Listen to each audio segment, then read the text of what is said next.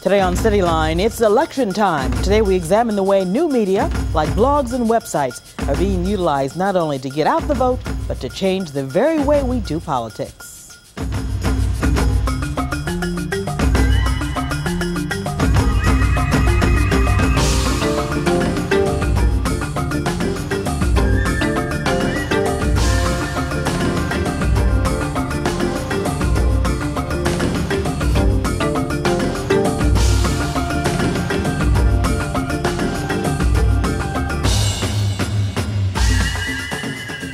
Hello everyone, I'm Karen Holmes Ward.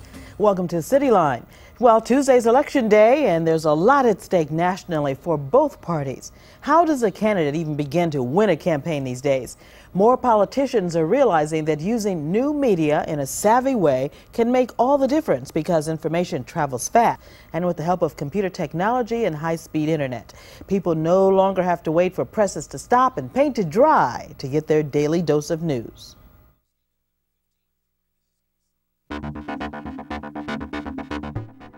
Popular forms of new media include websites, online weblogs or blogs, interactive TV, and various forms of multimedia streamed through the internet.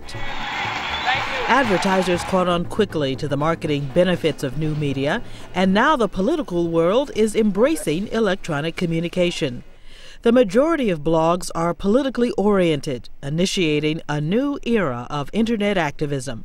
In 2005, the White House issued its first ever credentials to a political blogger, granting him access to daily press meetings.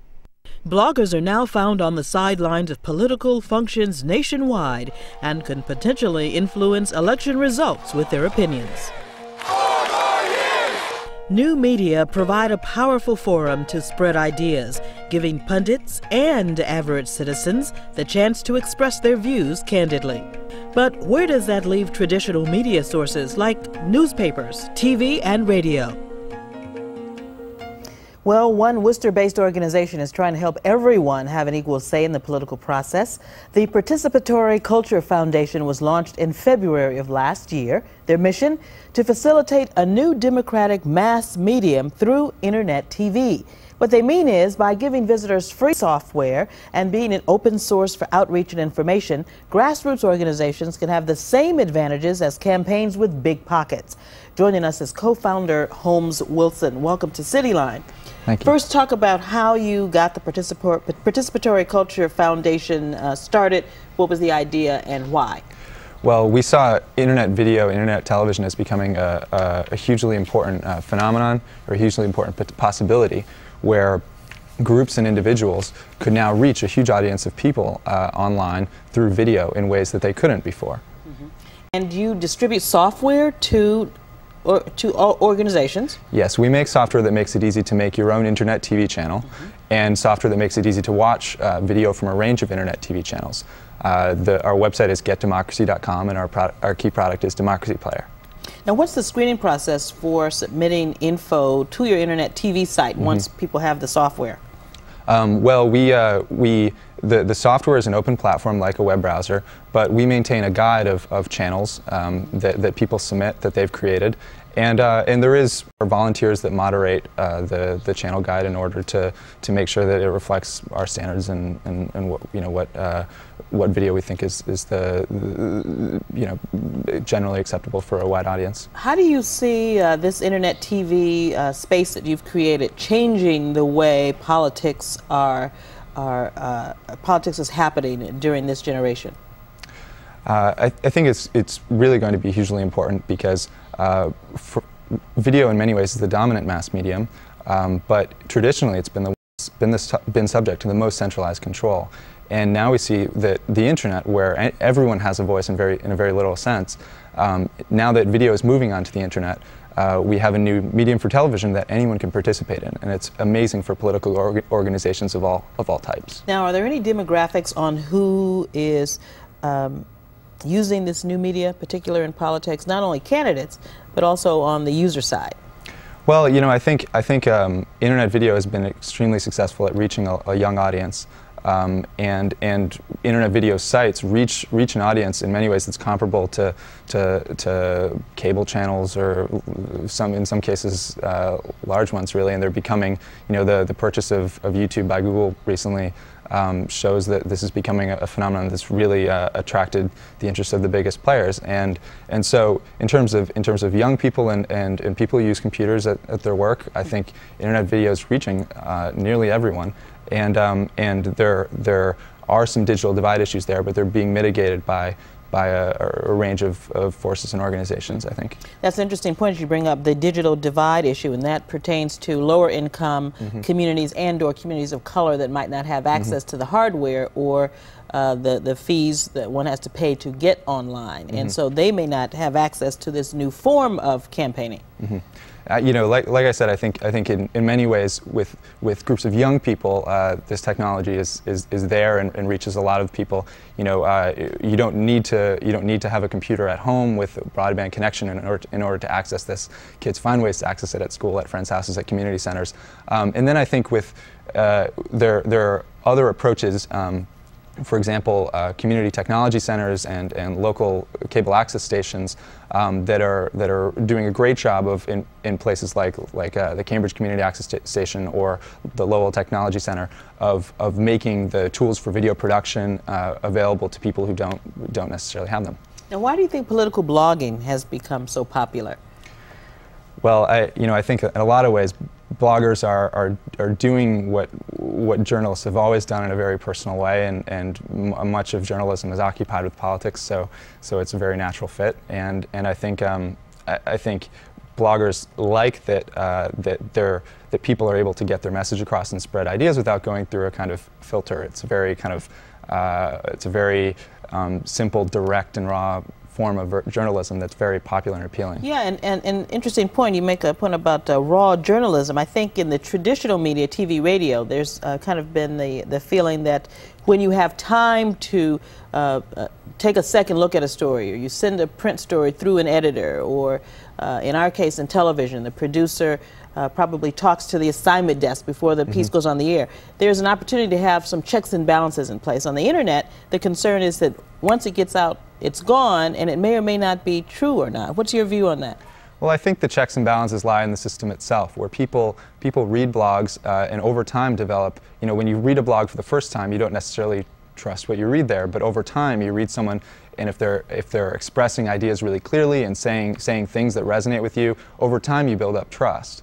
And that's how the system works. And if someone says something that's off the wall, or that's unreasonable, or that's unfair, or that just is simply not true, you lose that trust with that blogger. And so you develop a system of relationships of trust over time with sources that you think are of high quality. And I think people are becoming more and more savvy in terms of how they interpret this flow of information. What do you see as the biggest challenge for print and TV in keeping up with what is going on the internet?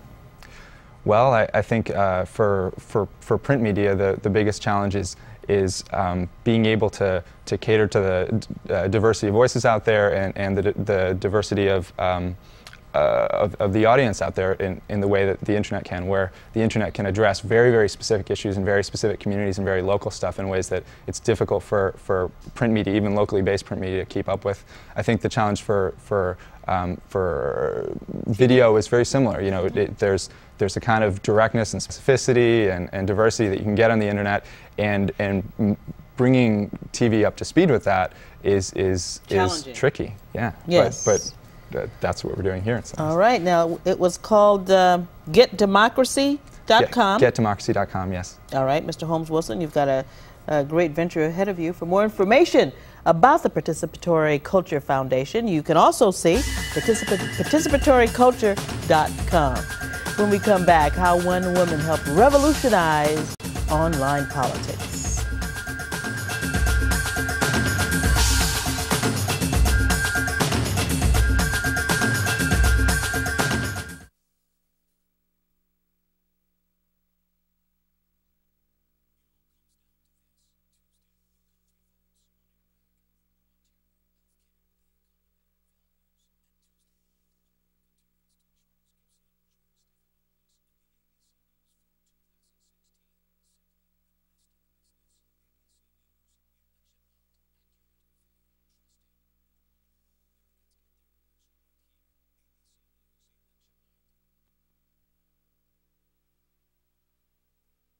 In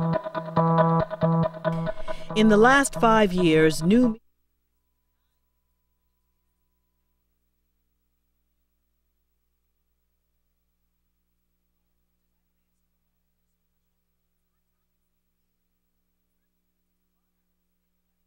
Bottom. Okay. Straight up.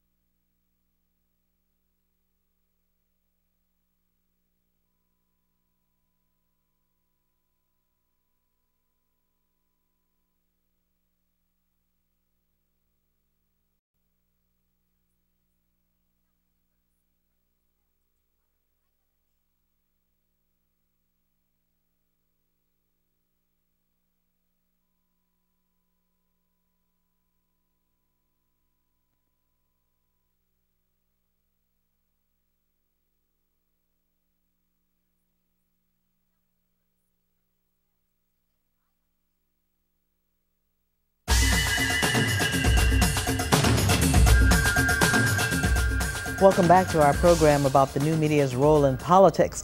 Carefully and intelligently using the internet to win voters is a relatively new phenomenon.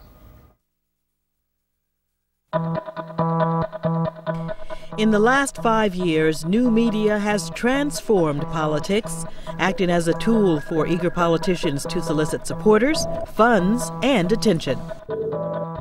During the 2004 presidential primaries, Democratic hopeful Howard Dean revolutionized the use of the internet in political campaigning. Dean and his staff blogged their way through the campaign trail and periodically used online polls to help direct important decisions. Putting the internet to good use, Dean's campaign was able to galvanize grassroots support and raise more funds than any previous Democratic primary candidate. Even this fall's gubernatorial candidates in Massachusetts expanded their outreach efforts in cyberspace, lobbying supporters through various digital means.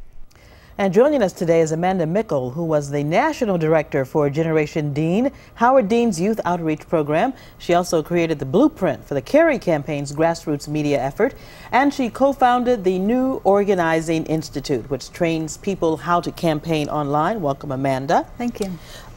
What was it about the Howard Dean campaign, do you think, caught fire with everyone? Why was his internet effort so successful? I think there were several things. One is that it was the first. It was the first time that a campaign not only decided to use the internet, but made a concerted effort to use the internet. Joe Trippi frequently said, if you're going to go somewhere, go to the website. If you want to find out what's happening, visit the blog, join the email list. And it was also a place where many supporters could meet each other. We had a lot of organizing tools that made it possible for them to talk to each other, to organize with each other, even when the campaign didn't specifically ask them to do something. So I think the end result was that a real community of supporters built up around the website, and that became for many people their campaign home. That was a real wake-up call for politicians. Yes. The Dean effort. And now you see most of the politicians sending people to the internet for more information, etc. What do you tell politicians about campaigning online? Well, we tell them a lot of things. I think one of the other things the Dean campaign showed is the power of small donations. So in the past, when a politician would fundraise, they would have meetings with their large donors. They would spend a lot of time putting them together, emailing invitations, checking RSVPs. But today, a politician can just email their list with a request, give $10, give $25, and what we found is that even more money comes in from small donors a lot of the time than the large donors. So fundamentally, the equation changed in the campaign. A lot of times what we tell a politician is that they have to really invest in the website. It's not enough to just put something up, but you have to manage it, you have to maintain it. Update it, keep it fresh. Yes, it's like nice graphics. Yes, a lot of politicians wouldn't think twice about making sure that there's someone to staff their local campaign office, someone to greet people at the door, someone to make sure that all the volunteers had work to do. The website's no different. In Connecticut recently, Joe Lieberman lost his primary race in part because his opponent had a very strong internet effort. Any feedback on that from you, on how that worked so successfully for one candidate and not the other? Well, I think in this case, the internet is really home to a lot of Democratic activists. It's a place where people have gotten to know each other, and so it's fairly easy to move from one campaign to another. People understand the tools, they know how to use them. So a candidate that harnesses the internet can almost immediately, pull their supporters into their base and start working with them. And what do you hear from voters who have accessed information online or accessed or provided support for candidates through the internet? What's the anecdotal feedback from them? There's one thing that I found really interesting on the Kerry campaign. I organized people to write letters. The editor called them to radio programs, and at one point I surveyed the people who were on my email list. There are about 50,000 people. And what I found is there was actually a fairly high percentage of people who were disabled, who were seniors or elderly, and for them there was a tremendous inconvenience, to going to their local campaign office. So I think for a lot of people, they like the internet because it cuts down the barrier to entry. It makes it possible for them to do something very quickly to help the campaign in 5 minutes time or 10 minutes time. And it's also a place where they can meet other people. At the same time, not everyone has internet access, not everyone has a computer at home, and so we still have a long ways to go. I even noticed in our own gubernatorial race that many of the debate answers from Deval Patrick and Kerry Healy are peppered with go to my website, right. www. Go to my website. They're always sending people to the web to find out more information. That also tells you a little bit about the relationship between TV and the web. I think you'll notice in most debates, candidates know a lot of people are watching. So the one thing they want to make sure of is, if someone's watching me and they decide they want to help out, let them know where to go. I don't want them to waste time trying to find it. Just kind of flounder. I wish I could have helped, but I didn't know what to do. Exactly. Now they have a destination. Tell us about the new Organizing Institute. Okay. After the Kerry campaign, I teamed up with 3 of my other co-workers there, Zach Exley, Judith Freeman, and Josh Hendler. And we started the new Organizing Institute. The idea is very simple. What we want to do is recruit young techies and young activists and teach them how to use the internet to organize. After they've gone through our training program, we network them with campaigns. After our first training in the early part of this year, we invited campaign workers to come and interview the people who'd gone through the training program. We provided recommendations. The idea is to boost the number of people who actually do this work. Right now, there are only a few people who went through the 2004 campaign cycle, which was a tremendous learning experience. And it's really hard for campaigns to find people who've done this work. A lot of them hire consultants, but that means that there are fewer opportunities for people to learn than you'd really expect, and we're trying to fill that void. What do you learn when you train to be an online campaigner? You learn a bunch of things. If you are a techie, you learn how to build what we call platform, basically tools online for people to use, but you learn what are the tools that are useful for campaigns. What's important to know about these tools? For most people, you learn how to write emails, you learn how to write content for the web, you learn how to run what we call an online campaign. So if, for example, the politician says, we need to raise money, how do you go about doing that? What do you make sure of? For example, making sure there are safe donations, that no one can crack into the website to take people's credit card information. That's very, very important. You also learn how to monitor your emails to know which ones are successful. You learn how to test your tools. A lot of what we do, though, is really teach people how campaigns work, because that's the first thing you have to know before you organize people online. Very fascinating. You've opened up a whole new field here. Yeah. Amanda Mickle, thank you very much for joining us. Now, of course, for more information about the New Organizing Institute, you can see their website, neworganizing.com. Up next, can the new media's influence on elections give rise to any legal concerns?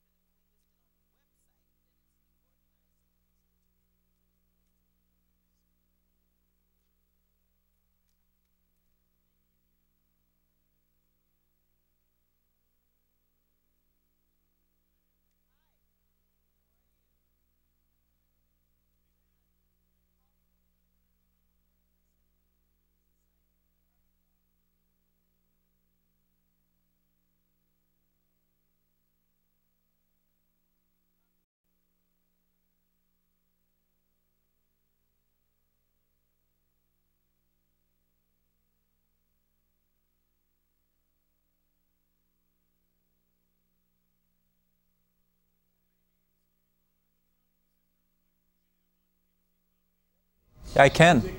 It's fine, yeah. Thank you.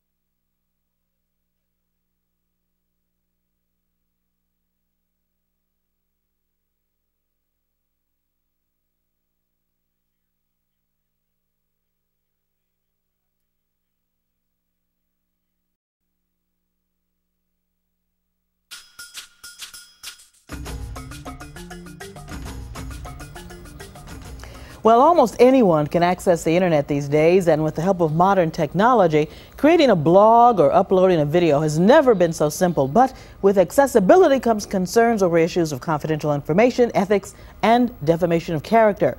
Speaking about the legal challenges and current political implications of new media is Professor John Palfrey, who is also the Executive Director of the Berkman Center for Internet and Society at Harvard Law School. Professor Palfrey, what is the role of the Berkman Center? Good morning, thank you. The Berkman Center is a research center that's devoted to looking at how the revolution on the internet is affecting various issues in society. Some of those issues are issues, as you noted, concerns that one might have about access to information, but also looking at how is this in fact affecting democracies here locally, here in the United States and around the world. What kind of research have you conducted, and what does that research show?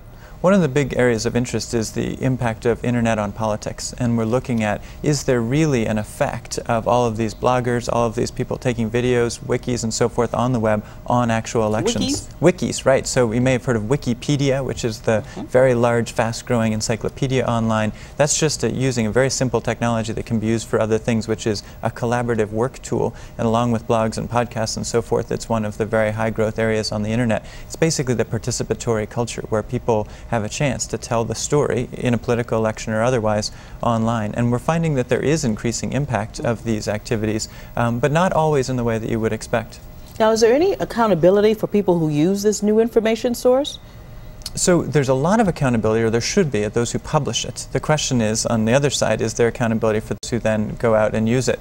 And I think the answer is we don't have as an accountable an internet as we should yet. I think people still think the internet is a space where you can be anonymous, you could write something anonymously, somebody won't find you, and you could act anonymously. I think people are learning very quickly that that's actually not true. Anybody who can be found on the internet can be identified.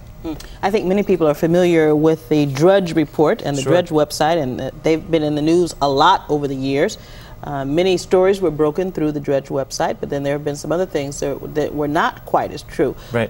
Talk about standards that these locations, these web locations, need to be held up to. What do you suggest? I don't think the standards should be any different for somebody writing about a political issue online than it is for somebody who's doing a television program or writing about it in the newspaper. I think we need the same level of credibility online as we do in the internet space. The question is, how do you accomplish that? How do you create a social norm, how do you police it? And then how do you police it? Exactly. One way you police it is that people will leave and go to another site if they're finding false information there. Now, Drudge is a special case. Drudge has been around for a long time. They publish lots of good stuff. It's salacious. It's very interesting. It's always, always, always a good read, whether it's true or not. But I think if a place is consistently wrong with false facts, I think the switching costs are so low to read some other source online that that's one answer. But a really hard problem is, should the law jump in here in any way? Well, what are potential consequences if someone prints a defaming statement in a newspaper or any of the print publications? It's easy to take that person to court because you have the proof right there, and here's the issue. This was wrong. It defamed my character. How do you bring an internet blogger or one of these sites to court? It's just the same way. So defamation online is the exact same set of rules as defamation offline in the newspaper. It may take a little longer to find out who was that person, HotPants64, who made that post. But if you go back to the internet service provider, to Verizon or to Comcast and so forth, they will, under a court order, turn over the information as to who that person is. So it's actually not that hard in most cases to figure out who the person is. Now obviously if somebody went to an internet terminal at a public place like a library and didn't log in some fashion, sure, you could say something defamatory and get away with it. But as a general matter, the things that actually are important are said on weblogs where you do know who the person is, the person identifies themselves and is accountable for it, and you can bring them to justice if need be. So the Berkman Center has in fact found that the bloggers and internet activists have had some major impact on political issues. Sure. I mean, I think the impact is much easier to see in places around the world that don't have a free media culture. So in South Korea, where they elected a new president fairly recently, a citizen journalist site called Oh My News was clearly important in electing that person, the Orange Revolution in the Ukraine and so forth. I think locally it's a little bit harder to say there's an impact. So there's a wonderful website called Blue Mass Group, which is a collection of about 2,000 people who blog with 3 kind of leading guys. And they clearly are the most important teller of the story on the left side of the Massachusetts gubernatorial election, and they absolutely have an impact on how people are talking about it. Now, the real question is, are they going to have an impact on how people vote, right? When the audience of a website like this is several thousand people compared to Channel 5, which obviously hundreds of thousands and so forth, with the Boston Globe being in that same zone, when the readership is relatively small, can you have a disproportionate impact because journalists are reading you or the candidates are reading you? And if you are even smaller blogger, say Hub Politics or one of the ones on the right who have in the hundreds or lower thousands of readers, again, are you actually shaping the outcome of the election? That's much harder to judge. It's all very fascinating, and I'm sure the Berkman Center will continue to follow up on all this information and see the outcome of next week's election. We will. Thank you so much for having me. Very good. Now, for more information about the Berkman Center for Internet and Society at Harvard Law School, see their website, cyber.law.harvard.edu/home. And thanks so much for watching, everyone. Now, don't forget to get out and vote next Tuesday. And also join us next Sunday at our new time at noon. Take care.